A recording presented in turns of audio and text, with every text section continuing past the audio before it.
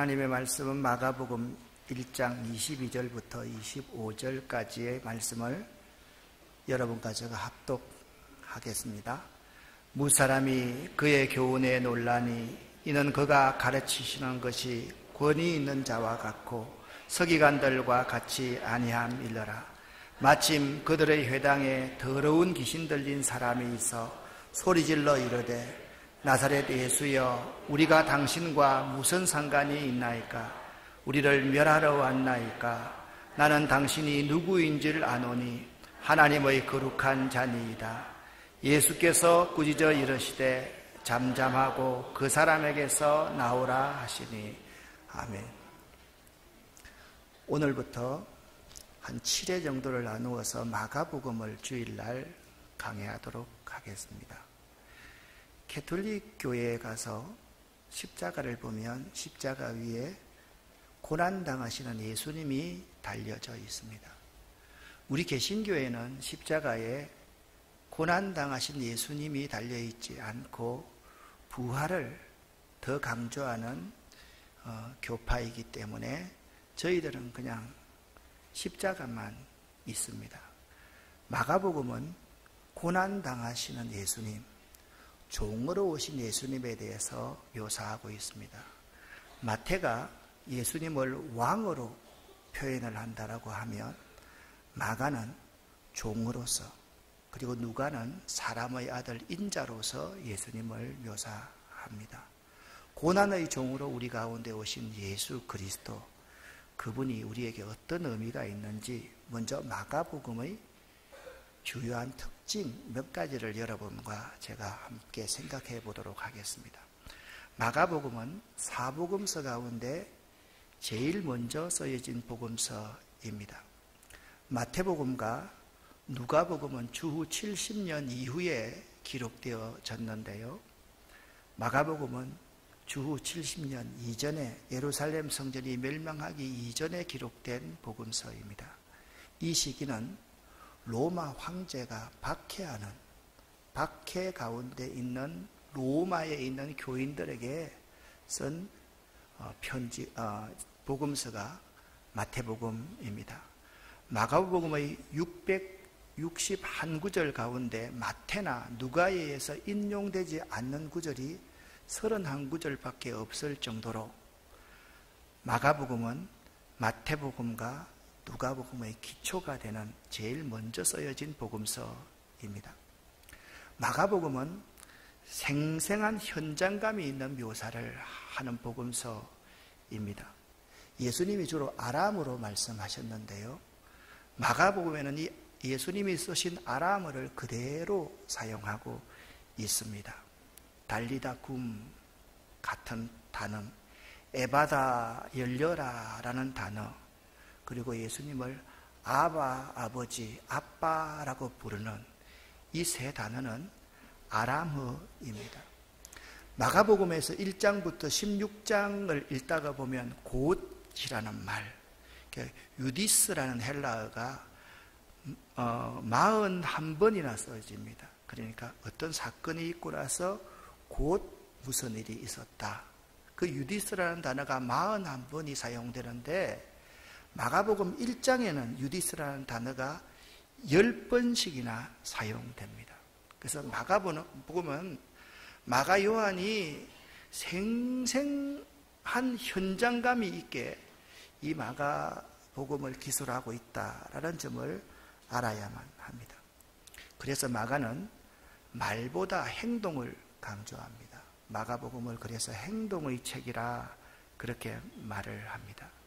예수님의 교훈보다 이적 행위에 더 많은 관심을 보입니다. 예수님의 비유가 5개 정도 나타나 있는데 이에 비해서 이적은 18개나 등장하고 있습니다. 특별히 마가복음에서 아주 특징적인 이적이 하나 있습니다. 8장 22절부터 26절에 맹인을 치유한 이적이 나오는데 이 맹인을 치유한 이적은 마가복음에만 나옵니다. 그런데 이 이적 하나가 얼마나 중요한가 하면 마가는 이렇게 생각을 합니다. 깨달음이 없는 사람은 맹인이다. 예수의 제자라고 할지라도 깨달음이 없는 사람은 눈은 있으나 맹인이다. 그리고 재차 이렇게 말합니다. 바리새인들, 서기관들, 대제사장들이라 할지라도, 유대인들이라 할지라도 깨달음이 없는 자는 다 맹인과 같아 볼 수 있어야 된다. 그렇게 행동을 강조하고 있는 책입니다. 마가복음은 예수의 고난을 강조합니다. 종으로 오신 예수님을 강조합니다. 그래서 예수님을 죽이려는 공보가 일찍부터 등장합니다. 마가복음 3장부터 등장합니다. 예수님도 자신의 순환을 3번씩이나 마가복음에서 8장 31절, 9장 31절, 10장 32절에서 8장, 9장, 10장에 3번이나 걸쳐 자신의 순환에 대해서 예고하고 있습니다. 왜냐하면 그 시대가 로마 황제의 박해의 기간, 순환의 기간이었기 때문에 마가는 예수님을 고난의 종으로 묘사하고 있는 것이죠.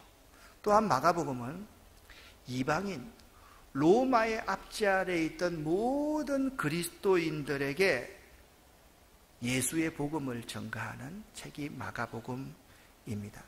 그래서 이 마가복음은 율법에 대한 교육이나 토론, 그러한 것들이 없습니다.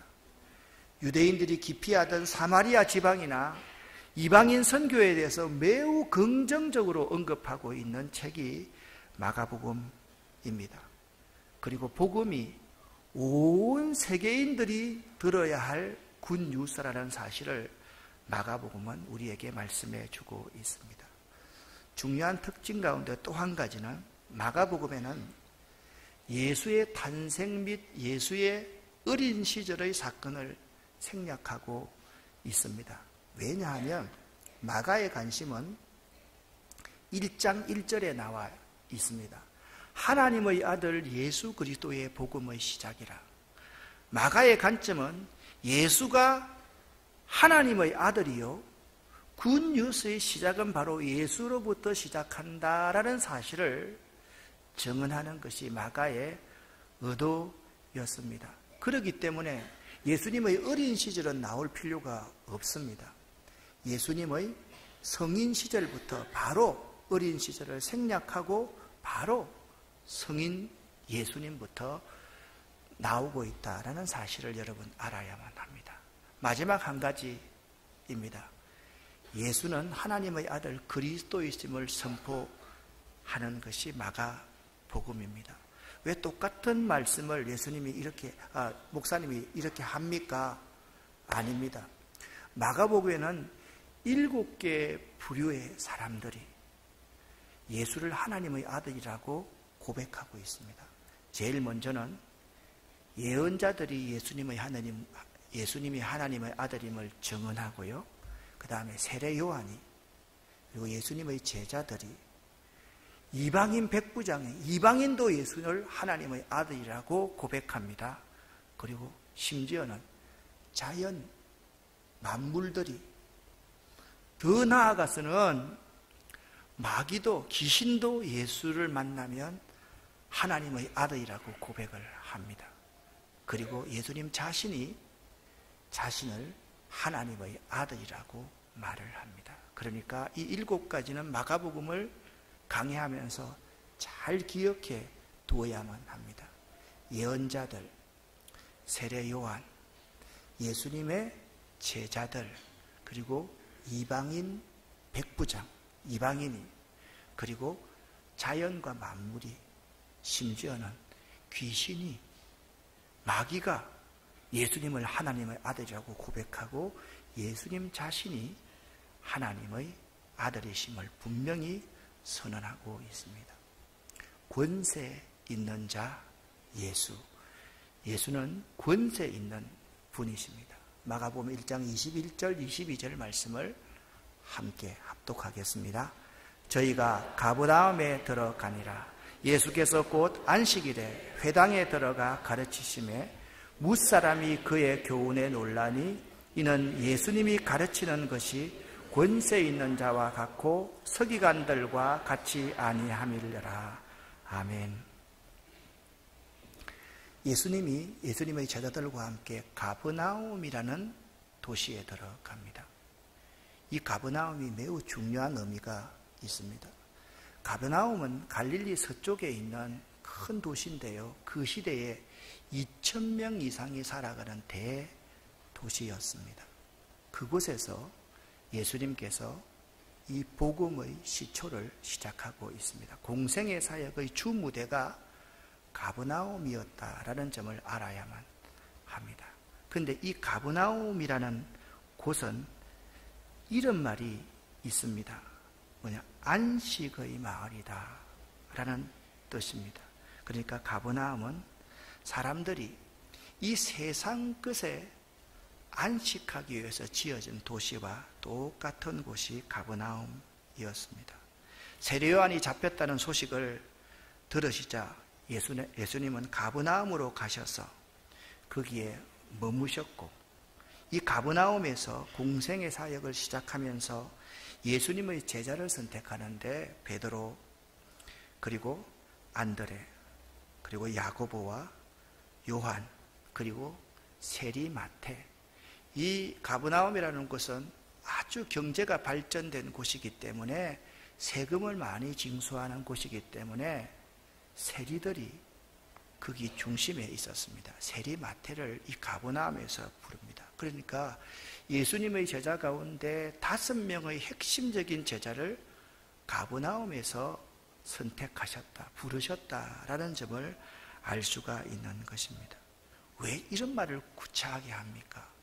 이렇게 좋은 도시, 큰 도시에서 예수님이 많은 은혜를 베풀었습니다. 여기서 기적도 많이 일으키셨고요, 공생의 사역도 시작하셨고요, 예수님의 제자도 거의 절반을 여기서 다 불렀습니다. 그런데 이렇게 은혜 받은 이 가버나움이 주님의 은혜를 잊어버리고 주님의 뜻과 반하여서 살기 시작했습니다. 그래서 예수님은 이 가버나움을 고라시나 가버나움아 하시면서 그를 저주해 버립니다. 그러니까 가버나움은 있잖아요, 나중에 이슬람에 의해서 점령되어서 그 도시가 폐허가 되고 거의 없어져 버립니다. 무슨 말씀을 지금 하고 있는 것입니까? 하나님의 아들 예수 그리스도가 이 땅에 오셔서 로마의 압제에 의해서 죽게 될 터인데, 예수님 주변에서 가장 은혜를 많이 받은 가버나움과 같은 도시, 가버나움과 같은 곳, 가버나움과 같은 사람이 나중에 은혜를 잊어버리고 예수님을 버리게 될 것을 이 가버나움을 통해서 우리에게 말씀해 주고 있는 것입니다. 그리고 이 큰 도시에 회당이 있었습니다. 우리로 말하면 큰 교회가 있었습니다. 대형 교회가 있었습니다. 예수님은 가버나움에 들어가셔서 그들이 예배드리는 그 안식일 날 회당에 들어가셨습니다. 그리고 그들을 가르치기 시작했습니다. 그런데 예수님의 가르침을 들었던 그 뭇사람들이 그의 교훈에 놀랐습니다. 이 놀랐다라는 이 단어는 너무 대단해서 사람이 기절할 정도로 놀랐다라는 의미를 가지고 있는 단어가 놀랐다라는 의미입니다. 이 놀란 이유가 무엇입니까? 예수님의 가르치시는 것이 권세 있는 자와 같고 서기관들과 같이 아니함이러라. 그러니까 예수님의 가르치심과 서기관들의 가르침이 너무 달랐는데, 서기관들의 가르침을 듣고 있는 그 뭇사람들이, 듣고 있었던 뭇사람들이 예수님의 가르치심을 듣고서 깜짝 놀라게 되었다, 그렇게 말씀하고 있는 것입니다. 도대체 어떤 가르침이 그들을 깜짝 놀라게 했을까요? 예수님은 그들에게 진리를 가르치셨습니다. 예수님은 이렇게 드러나 있는 문자로 기록되어 있는 이 진리를 가르친 것이 아닙니다. 이 진리 안에 숨겨져 있는 비밀을 가르치셨습니다. 예를 들면 유대인들이 가장 중요하게 생각하는 것이 율법입니다. 율법을 지켜야 한다라고 생각하고 있었습니다. 율법은 610몇 가지의 조문으로 이루어져 있습니다. 유대인들은 율법을 잘 알지도 못할 뿐더러 율법을 너무 어렵게 생각을 했습니다. 그렇게 어렵게 생각하고 의색한 율법을 예수님께서는 그 회당에서 이렇게 가르치십니다. 여러분, 율법의 정신이 무엇인지 아십니까? 하나님을 사랑하는 것이고 이웃을 사랑하는 것이 율법입니다. 하나님을 사랑하되 여러분의 마음과 몸과 뜻과 생명을 다 바쳐서 하나님을 사랑하는 것이 율법의 정신이고, 이웃이 있으면 이웃을 여러분의 몸처럼, 여러분의 자녀처럼 사랑하는 것이 율법입니다 라고 가르치니까, 그렇게 어렵게 느껴졌던, 나하고 상관없는 율법이라고 생각했던 그 율법이 그들의 삶 속에 쑥 들어오는 겁니다. 그들이 깨닫기 시작합니다. 예수님은 이렇게 삶을 통해서 말씀합니다. 이 세상에서 가장 필요한 것은 사랑입니다. 사랑을 받지 못한 인생은 죽은 인생이요, 모든 사람은 사랑받고 싶어 합니다. 사랑할 대상이 없으면 가장 비참한 인생입니다. 이 얼마나 명료한 가르침입니까? 예수님은 십계명을 로마의 압제 아래에 있는 모든 사람에게 쉽게 설명한 것입니다. 그 조문이 중요한 것이 아니라 그 십계명의 진정한 정신이 무엇인가, 그것을 예수님이 그들에게 가르치니까 그들 가운데 오늘날 우리 시대로 하면 아멘, 아멘이 그냥 용소좀 치듯이 솟구쳐 올랐던 것입니다. 또한 예수님이 서기관들과 다른 가르침을 하셨다라는 것은, 예수님의 가르침은 진실된 사랑이었습니다. 그러니까 가르치시는 동기가 사랑이었습니다. 억지로 의무감에서 가르치신 게 아니라, 많은 무리들이 모일 때마다 그 무리들을 보시고서 그 무리들 가운데 목자 없는 양같이 유리하고 방황하는 모습을 보시면서 그들을 긍휼히 여기시면서, 그들을 불쌍히 여기시면서, 그들에게 꼭 필요한 것을 내가 주어야 하겠다고 생각하시면서 그들을 가르치시기 시작했습니다. 그들이 그 말씀을 배우고 생명을 얻어 살게 되길 바라면서, 생명을 얻게 되길 바라면서 예수님은 가르치셨습니다. 그 한마디 한마디 속에 사랑이 들어 있었습니다. 그래서 그 예수님의 말씀을 들으면 가슴에 와닿는 감동이 있었고, 그 가르침을 받으면 자신의 모든 것을 다 드리고 싶은 변화에 의한 감동이 있는, 능력 있는 말씀이었던 것입니다. 이것을 좀 더 쉽게 이 그림을 보고 여러분에게 설명하고 싶습니다. 이 그림이 어떤 그림인 것 같습니까? 삭개오 그림입니다. 삭개오 그림. 자, 그러면 여러분에게 한번 물어보겠습니다. 예수님이 삭개오에게 해주신 것이 뭐가 있습니까? 병을 고쳐 주었습니까? 돈을 주었습니까? 출세를 시켜 주었습니까? 예수님이 삭개오에게 준 것 거의 없습니다.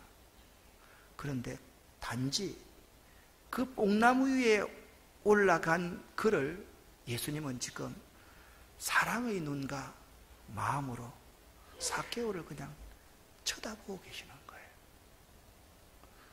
사랑의 눈과 마음으로 삭개오를 쳐다보시면서 삭개오의 마음을 사랑으로 다 읽었습니다. 그리고 삭개오에게 말합니다. 삭개오야, 내려오너라. 내가 오늘 네 집에 유하여야겠다. 아무 말씀도 안 하십니다. 그리고 삭개오가 내려왔습니다. 삭개오가 집에서 예수님에게 식사를 대접합니다.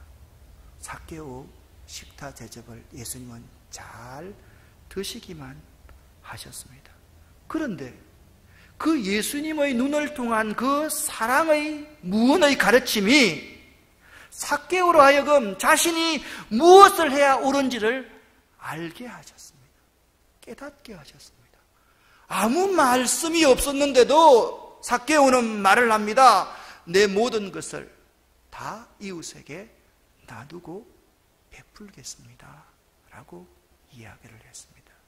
예수님의 가르침은 이 문자적인 가르침에 머무는 것이 아니었습니다. 예수님의 가르침은 사랑이 담겨있는 가르침이고, 예수님의 가르침은 그 심령을 꿰뚫는, 그가 변화될 수 있도록 만드는 그 가르침이 예수님의 사랑의 강론이었던 것을 알 수가 있습니다. 오늘 우리들도 마찬가지입니다.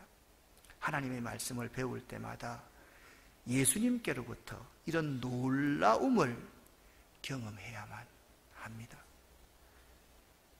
구절 구절을 통해서 내가 공감한다, 그 정도가 아니라 주의 성령께서 여러분과 저를 이 시간에 만나주시는, 그리고 큰 말씀하지 않아도 그 속에 감격이 있고 감동이 있고 눈물이 있고 변화가 있는 그 예수님의 사랑의 메시지를 들어야만 하는 것입니다. 사랑하는 여러분, 이것이 우리들의 모습이어야 합니다. 그런데 서기관들의 가르침의 특징이 무엇이었습니까? 서기관들의 가르침은 이런 것이었습니다. 기계적으로 배운 교훈과 같이 냉랭하고 형식적인 가르침이었습니다. 그들에게 있어서 하나님 말씀은 생명력이 없었습니다. 그들 자신의 사상과 유전이 하나님의 말씀의 교훈을 대신하고 있었습니다. 그들은 습관적인 의식의 굴레 속에서 율법을 설명하려고 애썼지만 그들 자신의 마음이나 듣는 자들의 마음을 감동시키지 못하고 변화시키지 못하였다는 사실을 알 수가 있습니다. 여기에서 서기관들과 예수님의 가르침의 차이가 있었던 것입니다. 예수님의 가르침에는 열매가 있었습니다. 여러분, 오늘 성경 23절부터 26절까지 말씀을 한번 보십시오. 여기 참 기가 막힌 단어가 하나 나옵니다. 자, 예수님이 가버나움 해당에 들어 가르치실 때 다른 때는 그런 일이 없었는데 마침 때마침 그들의 해당에 더러운 귀신 들린 사람이 있어 그 더러운 귀신 들린 사람이 고래고래 소리를 지르기 시작하는 것입니다. 나사렛 예수여, 우리가 당신과 무슨 상관이 있나이까? 우리를 죽이시려고 왔습니까? 나는 당신이 누구인지를 아노니 하나님의 거룩한 자니이다. 그렇게 말을 하고 있습니다. 예수님의 가르치심과 서기관들의 가르침의 차이는 열매의 차이다라고 말씀하였습니다. 서기관들은 사람에 관심이 없었습니다. 그들의 교리와 의식과 율법에 관심이 있었습니다. 그런데 예수님은 그 사람에 관심하고 있었고, 예수님은 그 아픈 사람의 문제와 그 아픔에 관심하고 있는 분인 것입니다. 이것이 서기관의 가르침과 예수님의 가르침의 차이였습니다. 우리는 이 사실을 알아야만 합니다.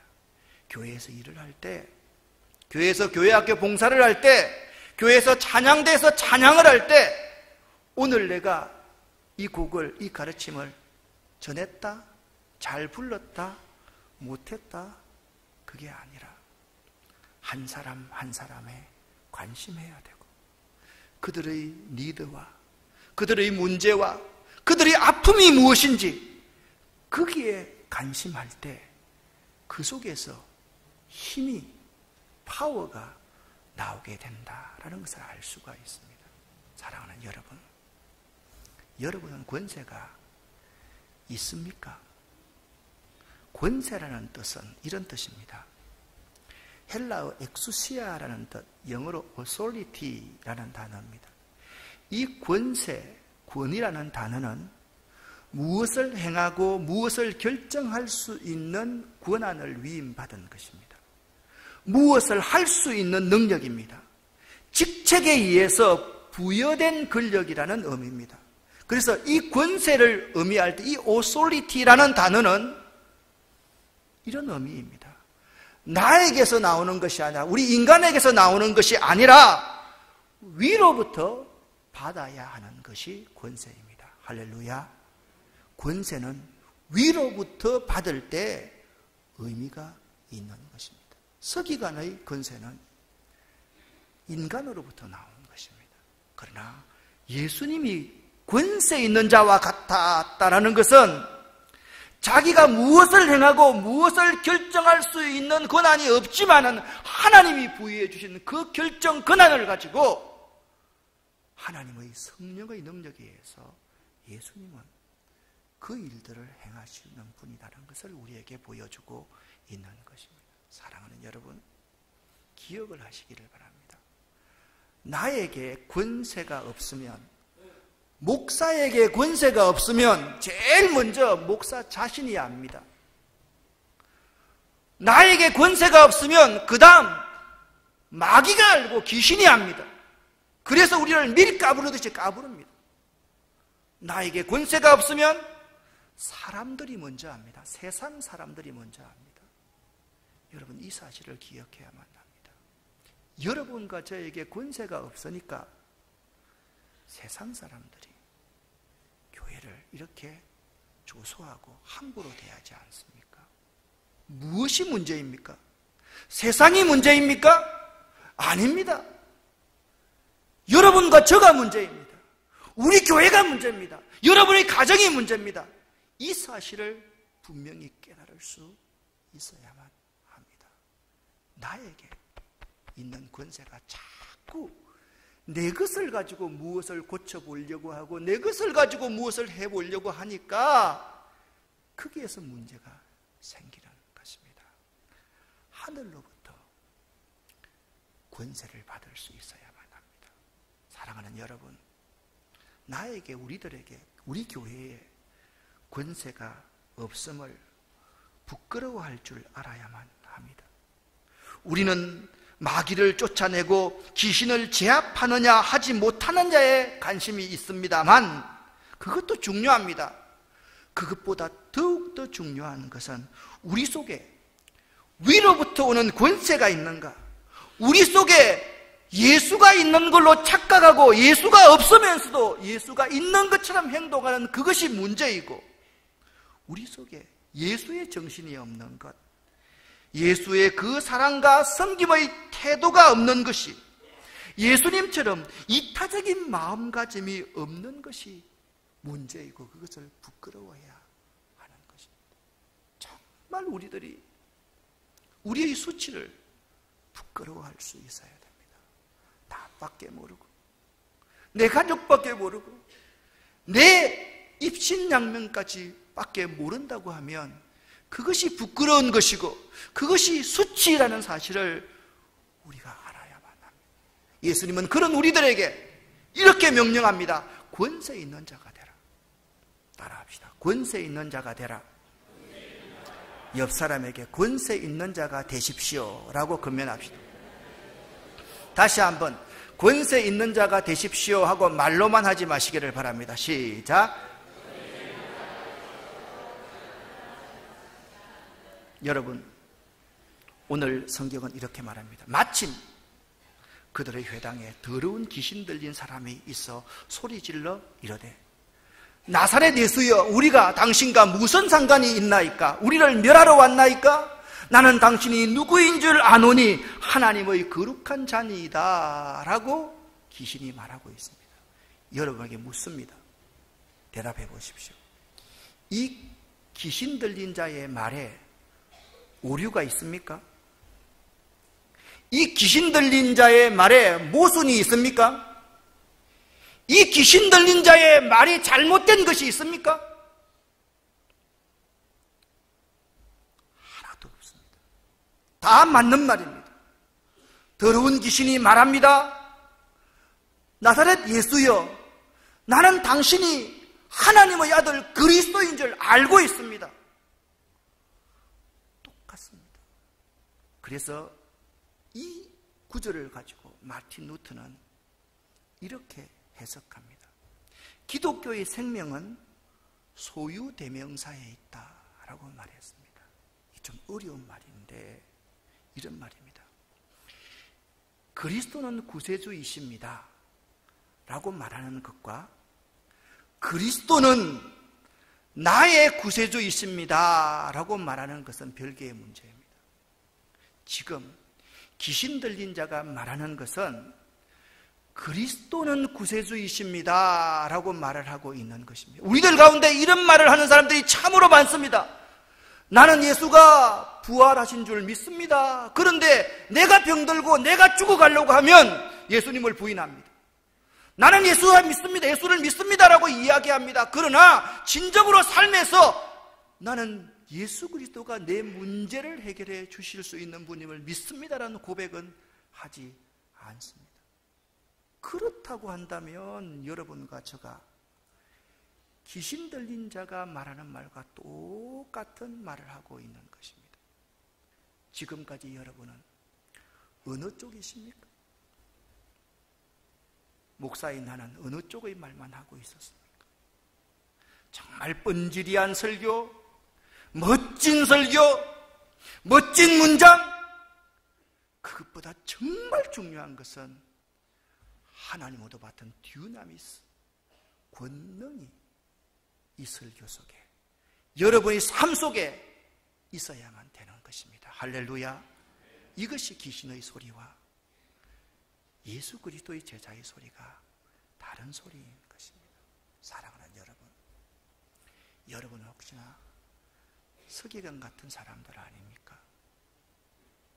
사람에 관심 없고 그 사람의 문제와 아픔에는 아무런 관심이 없고 우리들이 무관심하고 있다라고 하면 우리는 서기관과 별반 다를 바 없습니다.